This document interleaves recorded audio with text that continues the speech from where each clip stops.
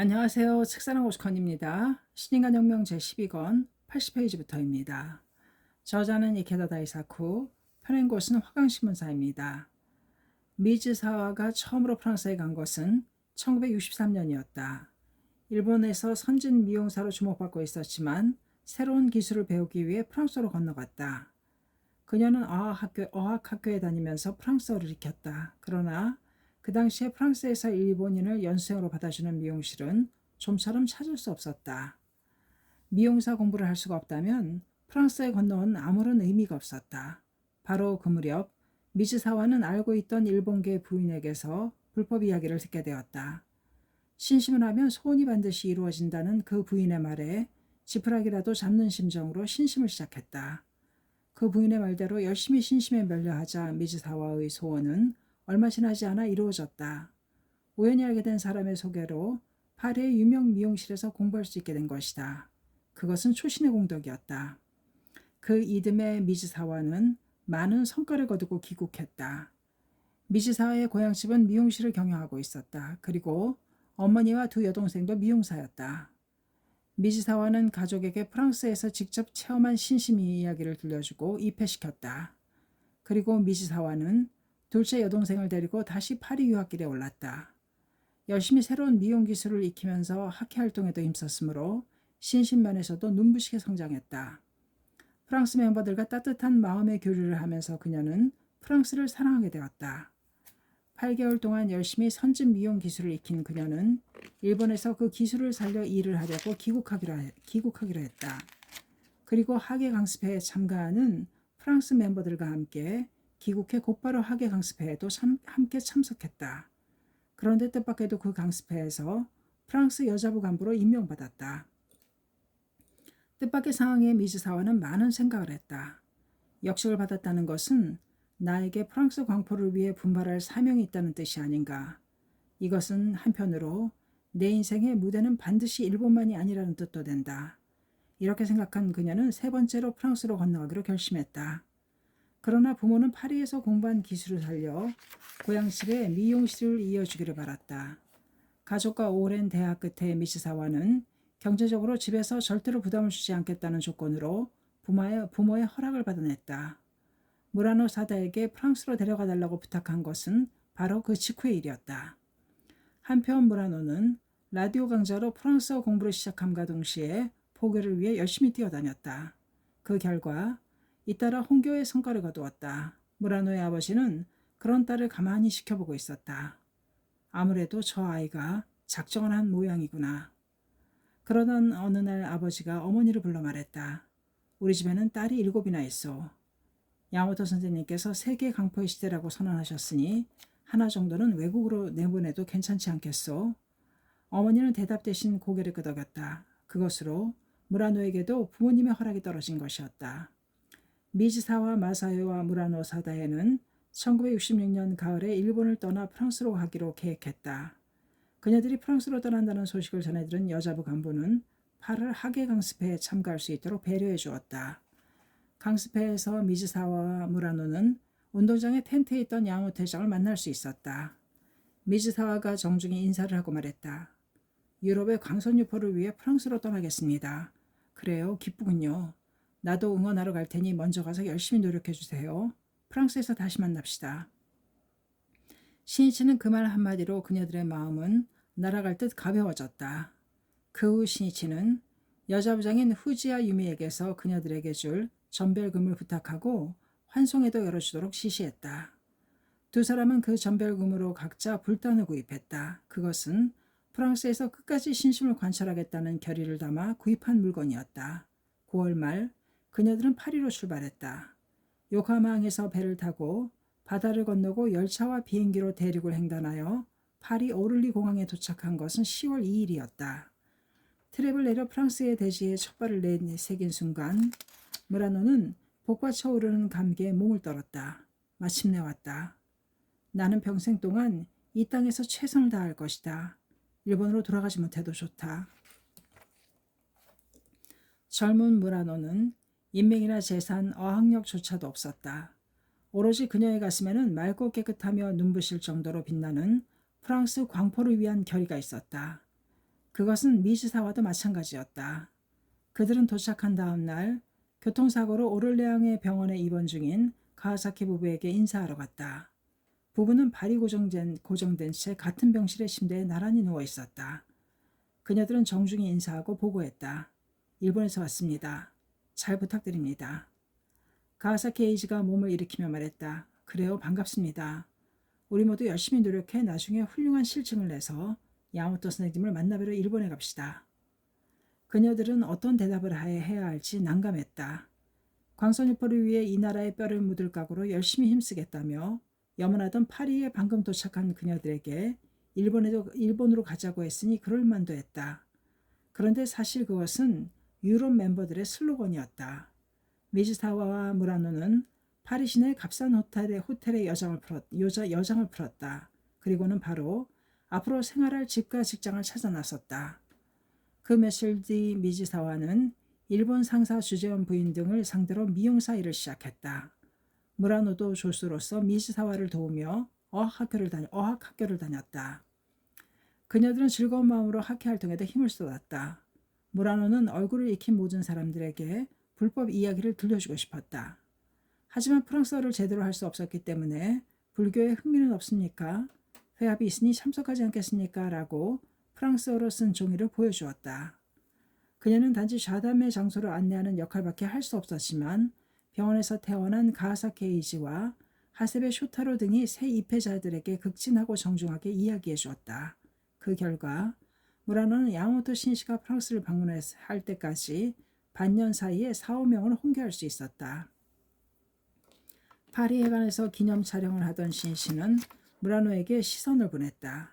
그 뒤에 비스듬한 곳에 서 있는 미즈사와도 보였다. 작년 여름 학예 강습회에서 만난 지 9개월 만에 만난 그녀들의 표정이 무척 밝은 것을 보고 신시는 안도했다. 바로 그때 또 다른 일본인 여자부 멤버가 결의에 찬 눈으로 신시를 바라보고 있었다. 그녀는 미술대학에 다니는 이리세 마치코였다. 이리세는 일본에서 미술대학을 졸업하고 상업 디자인을 공부하기 위해 파리로 유학을 온 학생이었다. 그녀 역시 미즈사와처럼 파리에서 학회 이야기를 듣고 입회했다. 그런데 그녀에게 신심의 기본을 가르쳐준 사람은 일본인이 아니라 화랑을 경영하는 프랑세스 윌튼 비오레라는 부인이었다. 윌튼 비오레 부인은 3년 전에 하세베 쇼타로의 소개로 입회했다. 그녀는 천식으로 고생하는 사랑하는 딸의 신심을 시작한 후 건강해지자 불법을 깊이 확신했다. 그리고 홍교와 교학에 힘을 쏟으면서 광선유포의 사명을 자각하게 되었다. 그것은 프랑스인 여성 지도자의 탄생을 의미했다. 월튼 비오레는 남들보다 자신에게 더 엄격했다. 창제도 다른 멤버들보다 훨씬 많이 했다. 그리고 어떤 결정을 내리고 활동을 개시하면 목표에 도달할 때까지 결코 타협하지 않았다. 그런 그녀가 심혈을 쏟아 일본인 여성에게 불법과 학회 정신을 일깨우며 그녀를 육성했던 것이다. 일요일 아침이면 프랑시스 윌튼 비오레는 이리세 마치코를 전화로 깨웠다. 그리고는 함께 근행 창제를 했다. 또 자담회를 열었는데 신뢰자가 참석하지 않았을 경우 이렇게 제안했다. 지금부터 친구들을 부르러 갑시다. 광선유포의 학대를 위한 자담회인데 우리만으로는 아무런 의미가 없잖아요. 그리고는 즉시 행동을 개시하는 것이었다. 월튼 비오레는 프랑스가 나치 독일에게 점령당했을 때 남편과 함께 지하 저항 운동인 레지스탕스에 참여했다. 그러나 남편은 게슈타포, 비밀 국가경찰에게 체포되어 비명 행사하고 말았다. 그런 아픈 기억 때문에 그녀는 생명 속 깊이 평화를 희구했다. 그리고 평화는 저절로 주어지는 것이 아니라 권력의 마성이나 인간의 마성과 싸워 이겨야만 쟁취할 수 있다는 것을 통감하고 있었다. 그렇기 때문에 무슨 일이든 진지했다. 그녀는 장난삼아 하거나 애매하게 적당주의로 하는 우유부단한 활동을 결코 용납하지 않았다. 이세 마치코도 그런 그녀에게 촉발되어 신심을 배우고 홍교의 불꽃을 태웠다. 사람을 육성한다는 힘은 신심을 얼마나 오래 했느냐로 결정되는 것이 아니다. 활활 불타는 장작이 다른 장작도 타오르게 하듯이 단연코 광선유포를 달성하려는 정열이 곧바로 후배의 마음에 옮겨붙어 인간을 성장시킨다. 어쨌든 프랑스는 일본인 여자부 멤버가 새로운 바람을 일으켜 희망찬 전진을 시작하고 있었다. 시인 씨는 프랑스 왕포의 청춘을 건 묘법의 잔다르크입니다. 여러분은 시인 씨는 여자부 멤버에게 이렇게 당부했다. 여러분은 프랑스 왕포의 청춘을 건 묘법의 잔다르크입니다. 불가사의한 사명을 가진 사람들입니다. 생애 나와 함께 광선유포의 대도를 끝까지 걸어갑시다. 이날 모인 여자부 멤버들은 신씨와 한 그 맹세를 잊지 않았다. 그리하여 훗날 무라노 사다에는 프랑스 SGI 부임부장이 되었고 다른 멤버들도 모두 프랑스의 중역으로 활약하게 된다. 시인씨는 영국에서 참석한 4명의 멤버들도 반갑게 맞이했다. 그리고는 이날 런던 지부의 지부장이 된 에이코 리치를 격려했다. 이제부터 영국도 새 출발을 하는군요.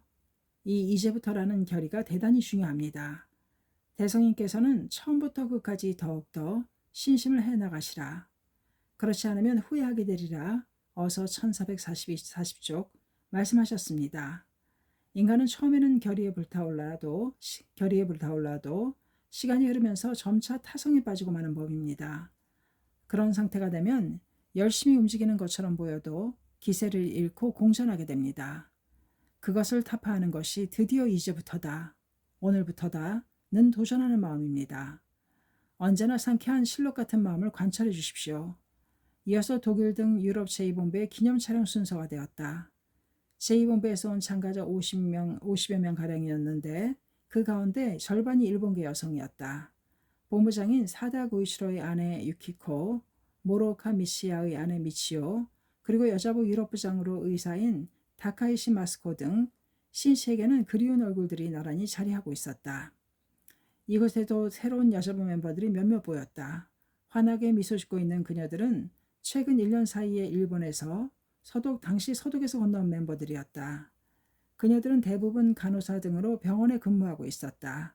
그녀들도 세계 강포를 위해 살기로 결의하고 서독으로 건너왔다. 서독에는 본부장인 사다와 다른 멤버들의 호소에 부응하여 먼저 남자부 10명이 일본으로 건너왔다. 그리고 여자부 멤버도 여자부 유럽부장인 다카이시 등의 호소로 서독으로 들어오는 수가 늘어나고 있었다. 예전에 그들 중 4명의 여자부가 일본을 떠나기에 앞서 신씨에게 인사를 왔었다. 신씨는 밝은 얼굴로 그녀들을 격려했다.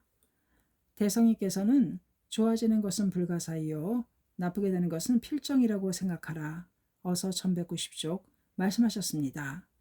고생하는 것은 당연하다는 마음으로 가야 합니다.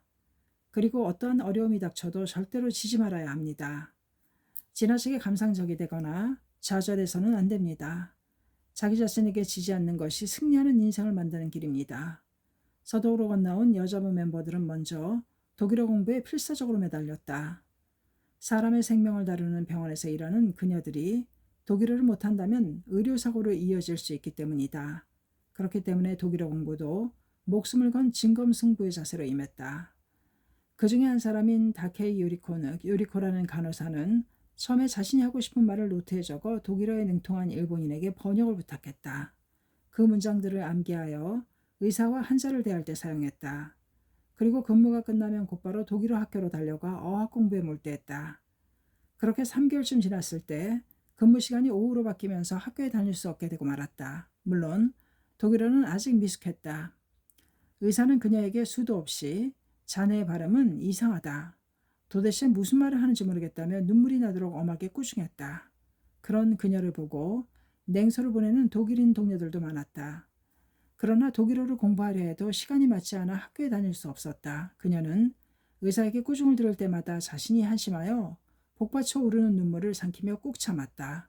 문득 마음에 떠오르는 말이 있었다. 그것은 다름 아닌 어떠한 고난이 닥쳐도 절대 지지 말아라는 야오태장의 지도였다. 여기서 좌절하면 나는 패배자가 된다. 학교에 다니지 못하더라도 반드시 독일어를 익히고야 말겠다. 어려움에 직면했을 때 망설이고 멈춰서느냐, 아니면 용기를 내어 도전하느냐, 모든 승패를 결정하는 요체는 바로 이것이라고 할 수 있다. 그래서 다케이 요리코는 통근길이나 침대 속에서도 사전을 놓지 않고 필사적으로 독일어를 공부했다. 하지만 그런 시련 속에서도 모두가 학회 활동에 최선을 다했다. 멤버들은 직장 동료나 가까운 사람들로부터 불법을 이야기하기 시작했다. 듀스부르크에 있는 병원에서 임상 검사 기사로 근무하는 지노 에리코는 차로 한두 시간이나 걸리는 거리도 마다하지 않았다. 열차나 버스를 갈아타고 날마다 멤버들을 만나 격려하며 불법 대화를 나누었다. 그런 멤버들의 노력으로 SN에서는 6명의 여자부 신임 멤버를 탄생시킬 수 있었다. 더욱이 그들은 국경 너머 네덜란드와 덴마크 그리고 스웨덴까지 갔다. 그런 그들은 한결같이 가슴에 이런 맹세를 품고 있었다. 역사는 우리가 바꾼다. 자, 행동하자. 시인씨는 독일 여자부 멤버들에게 격려의 말을 건넸다. 독일에도 강선유포의 커다란 꽃인 여자부가 훌륭하게 피어났군요. 꽃은 봄을 알리고 사람들의 희망과 기쁨을 자아냅니다. 또 꽃은 계절을 먼저 알리듯 앞서 나아갑니다. 광선유포의 유구한 미래를 생각하면 여자부는 가장 중요한 부서라고 할 것입니다. 여자부가 성장하면 학회도 성장합니다. 훗날 학회의 핵이라고 할 수 있는 부인부가 되어 후계인 자녀들을 육성하고 남편과 아버지 그리고 친척을 이끄는 것도 여러분의 양 어깨에 달려 있습니다. 다시 말해서 지금의 여자부가 얼마나 실력을 쌓고 성장하느냐에 따라 광포의 미래가 결정된다는 것입니다. 나는 여러분을 만나고 안심했습니다. 이제 독일의 미래도 유럽의 미래도 반석과 같습니다. 격려의 격려를 거듭하며 기념 촬영을 마쳤을 때 신희 씨는 피로 때문인지 현기증을 느꼈다. 거리에는 하얀 마로니에 꽃들이 산들바람에 흔들리고 있었다. 신희 씨는 그 청초하고 아름다운 꽃을 바라보며 여자부 멤버들의 미소 띤 하얀 얼굴을 그려보았다. 5월 23일 신씨 일행은 이탈리아 로마로 이동했다. 로마에서 니타스 법주 일행을 안내하며 시찰하던 중 신씨는 유학생인 고지마 스미코의 동생으로 미술학교에 유학 중인 고지마 야스오를 만나 격려하자고 생각했다. 로마는 1년 전까지 야마기야 미사오와 김해 부부가 지구부장과 지구부인부장으로 맡고 있었다. 그러나 그들이 사업관계로 귀국했기 때문에 새로운 인재를 육성해야만 했다. 시이치는 호텔 엘리베이터 안에서 고지마 야스오를 만났다. 무척이나 야인 고지마의 건강을 염려하는 말로 시이치는 대화를 시작했다. 시이치의 진심 어린 염려의 청년은 쉽게 마음의 문을 열었고 금세 가슴에서 결의가 활활 불타올랐다. 시이치는 고지마를 남자부의 대장으로 임명했다. 대장이란 당시 지구 남자부의 책임자이다. 또 시이치는 회장 취임 7주년을 기념하여 제작한 독수리가 새겨진 메달을 선물했다. 눈코뜰 사이 없이 바쁘더라도 사람을 만나고자 하는 일념이 있다면 언제든 시간을 만들 수 있다. 또 아무리 짧은 만남이라도 말 한마디 한마디에 담긴 응축된 기용과 진심 그리고 진지함으로 대하면 상대의 가슴에 깊이 스며드는 법이다. 그 이틀 뒤인 25일 오후에 도착한 스위스 추리에서도 야마토 신씨는 공항으로 마주 나온 3명의 일본인 청년을 격려했다. 그중 한 명은 다카야마 고지로라는 청년이었다. 신씨는 그의 어머니인 사치와 잘 아는 사이였다. 그녀는 신씨가 처음으로 스위스를 방문했을 때 마중 나온 멤버였다.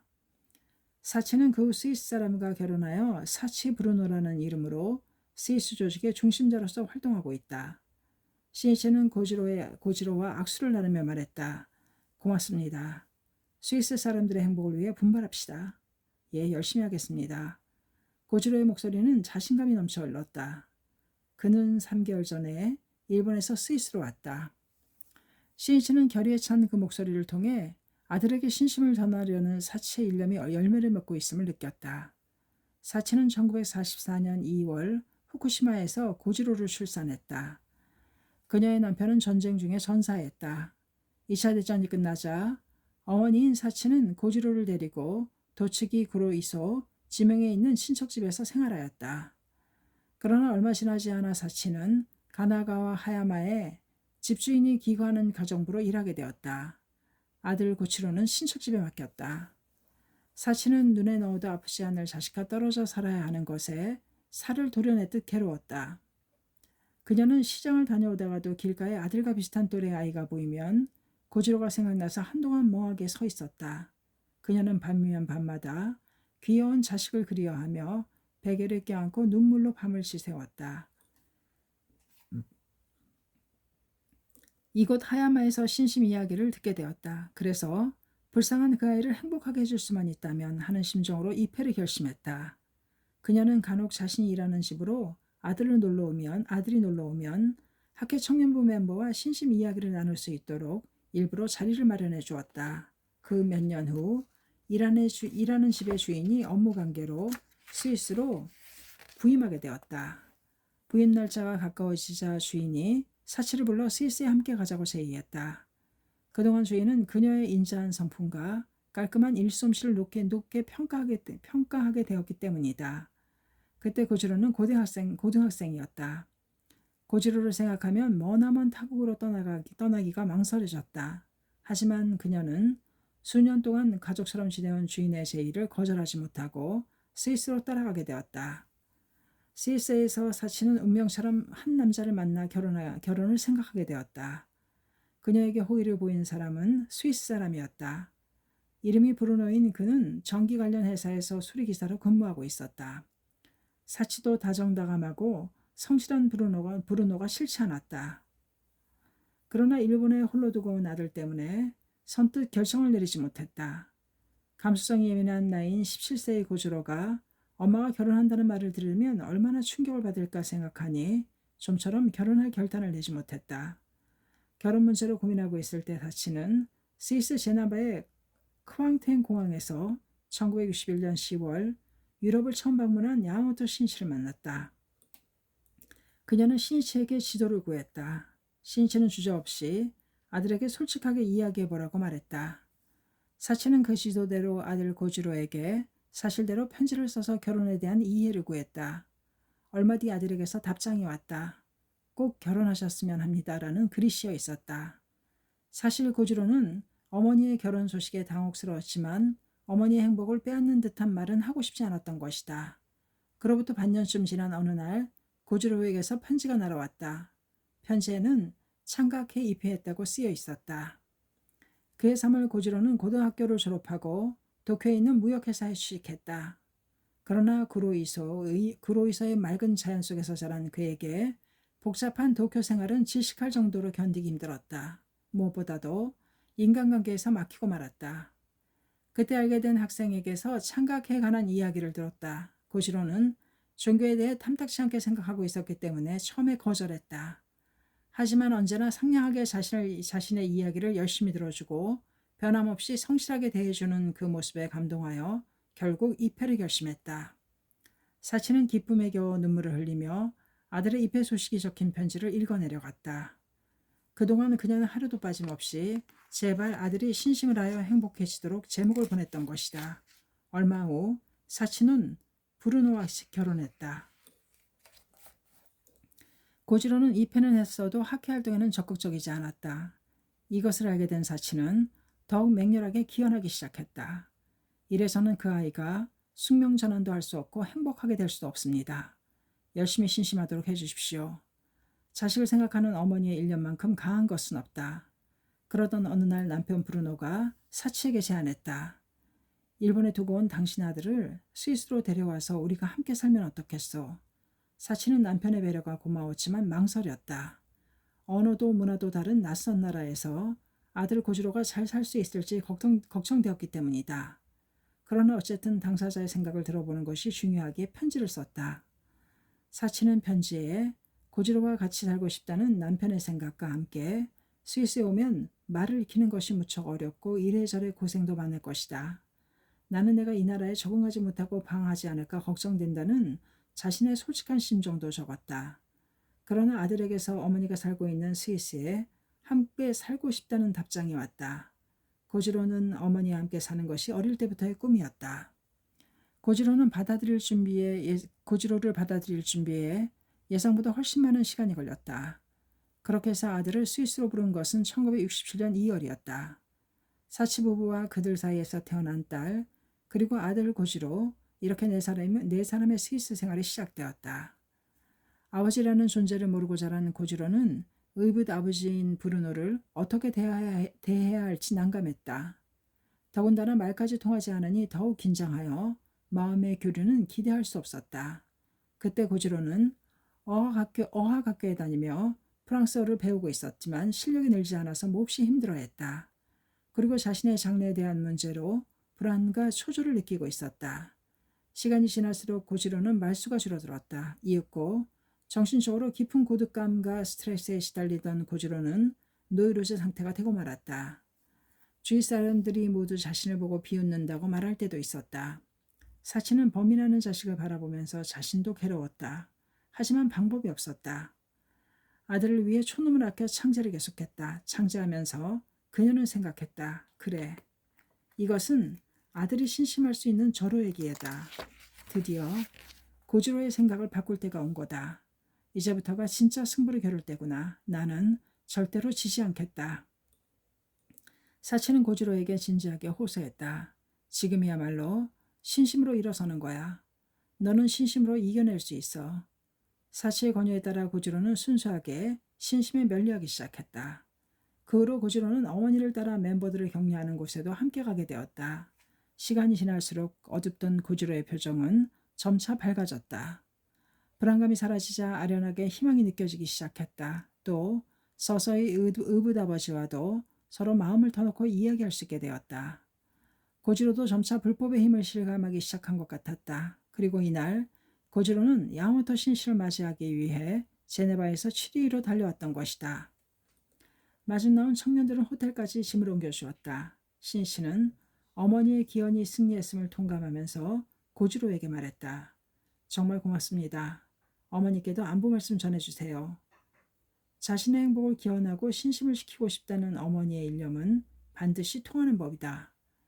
이것을 이루기 위해서는 기필코 소원을 성취하겠다고 결심하고 결코 포기하지 않고 끊임없이 진지하게 창제하는 것이다.